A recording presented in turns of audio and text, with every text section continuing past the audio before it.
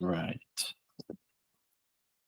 Hello there. My name is Jacob Schneider, and this is my business professional slide report. Um, this is just the agenda here. We're going to discuss the individual's background and their current status. We're going to talk about the main and supporting reasons for why I chose this individual. And we'll also go over the data analysis and the biggest takeaways from this experience. And then we'll just get into a little bit of a conclusion and some references that I also went through to back up what my individual was saying.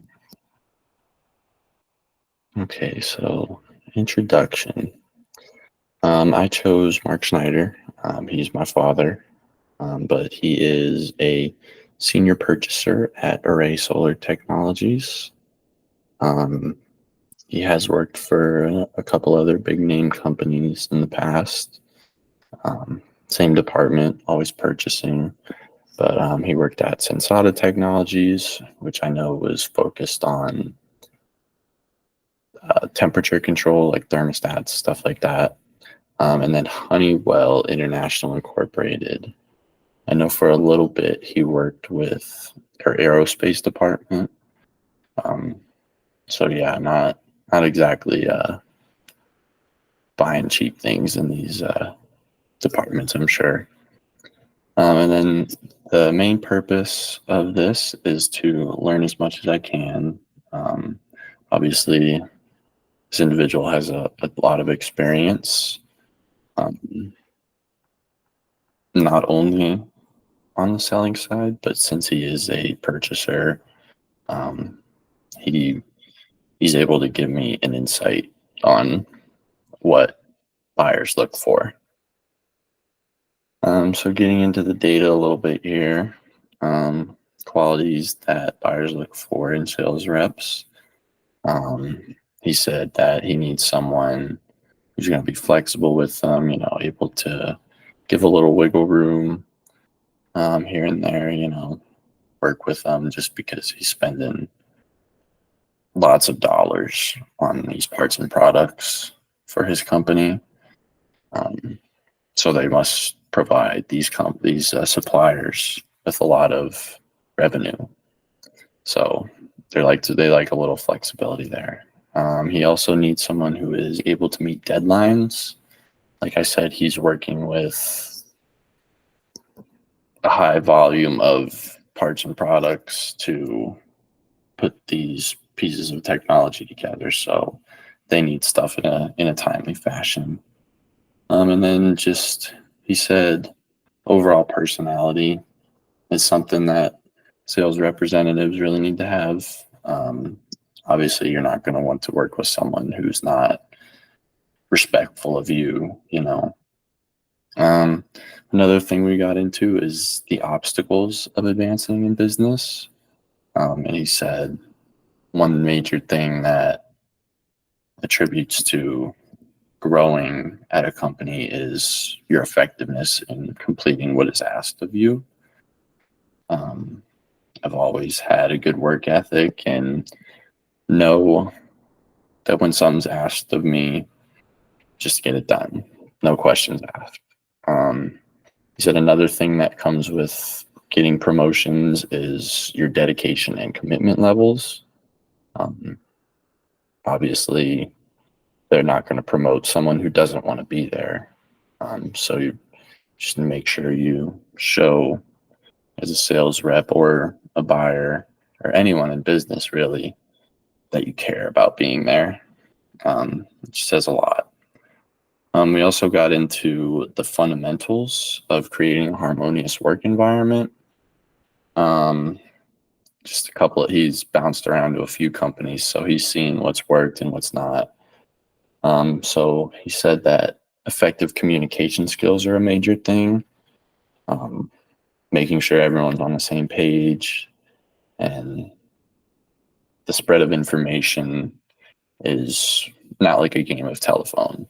everyone's hearing the same thing, everyone's on the same page. Punctuality is another major thing that creates a good work environment. You don't want to always be questioning when someone's going to show up. It's better just to get there on time, if not early, and just set the precedent that, again, that you care about being there.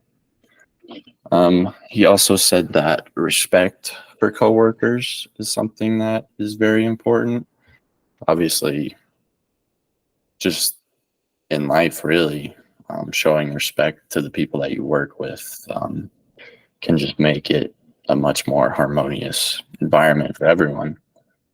And then willingness to help others, that goes without being said most of the time. Obviously, some people are a little more seclude themselves a little more, but in business, you're all on the same boat, so you want to make sure everyone is doing their job right and getting the work done.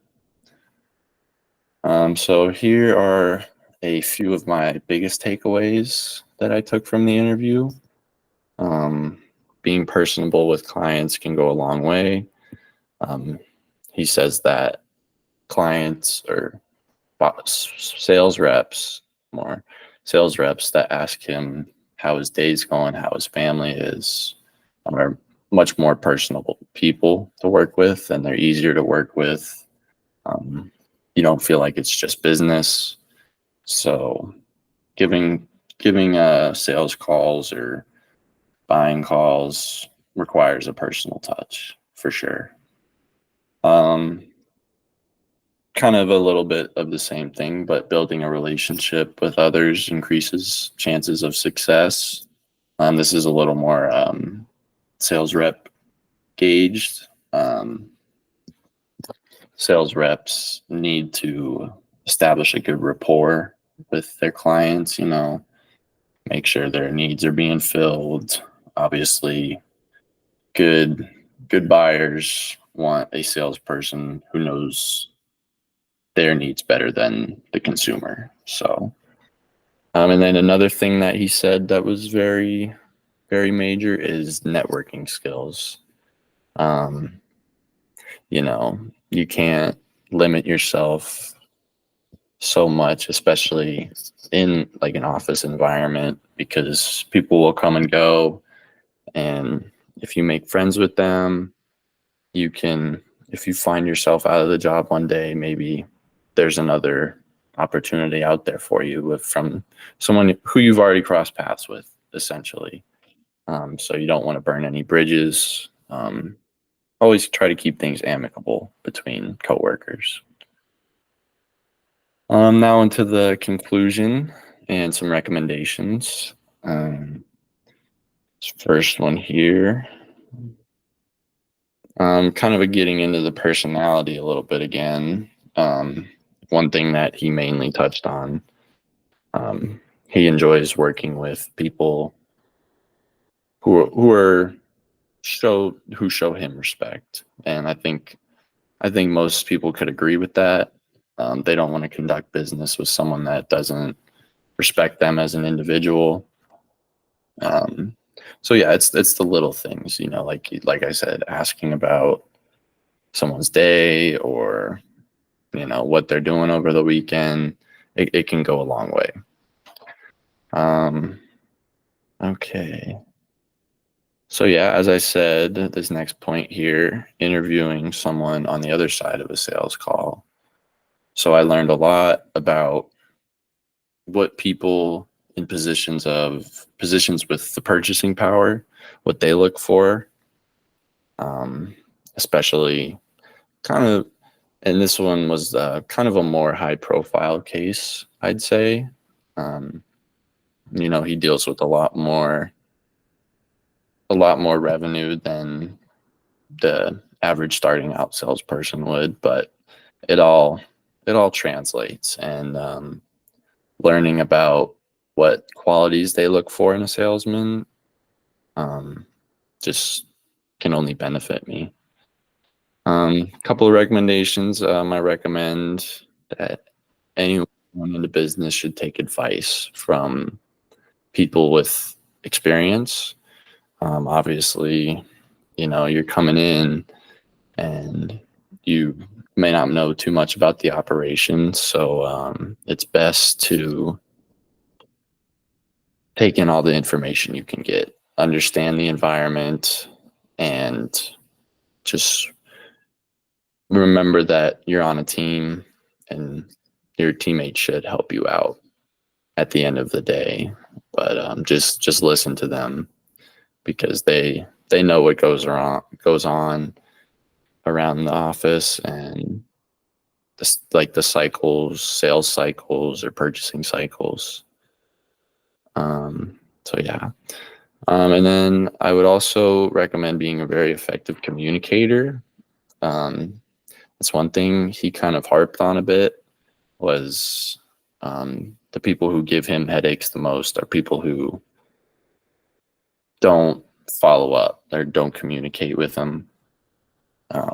Say something he's shipping goes missing and nobody knows where it is, when the the suppliers, they haven't shipped it out yet, or they're running behind. It's good to share that information.